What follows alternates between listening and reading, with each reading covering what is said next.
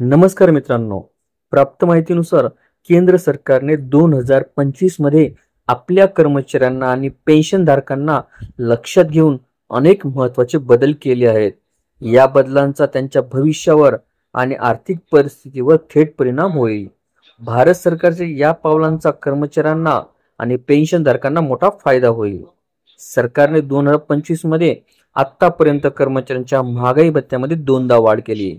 ती नवीन unified pension योजनेचे फायदे देखील देत आहे. निवृत्तीच्या तारखेपासून पेन्शन ही लागू करता यावे म्हणून सरकारने सर्व विभागांना निवृत्त होणाऱ्या कर्मचाऱ्यांच्या फाईल्स 12 ते 25 महिने आधीच तयार करण्याचे निर्देश दिले आहेत. पूर्वी कर्मचाऱ्यांच्या पेन्शन लागू होण्यास वेळ लागत असत. अनेक वर्षापासून केंद्र सरकारी कर्मचाऱ्यांना राष्ट्रीय पेन्शन प्रणाली म्हणजेच NPS अंतर्गत ही पेन्शन मिळत आहे.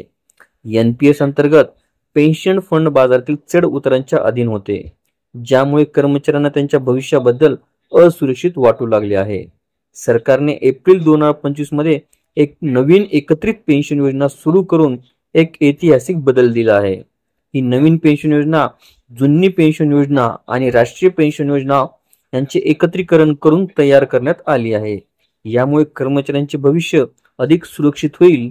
नवीन पेन्शन योजनेअंतर्गत 25 वर्ष सेवा पूर्ण करणाऱ्या कर्मचाऱ्यांना मागील 12 महिन्याच्या त्यांच्या सरासरी मूळ पगाराच्या 50% पेन्शन ही मिळणार आहे.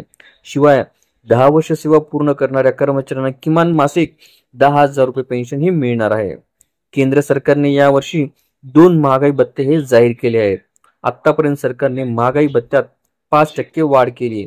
याचा अर्थ असा की केंद्र सरकारी कर्मचाऱ्यांचा महागाई भत्ता आता 58% पर्यंत पोहोचला आहे, ज्याचा थेट फायदा केंद्र सरकारी कर्मचारी आणि पेन्शनधारकांना देण्यात आलेला आहे. आपल्याला व्हिडिओ आवडले असल्यास चॅनलला नक्कीच लाईक, शेअर आणि कॉमेंट्स करायला विसरू नका.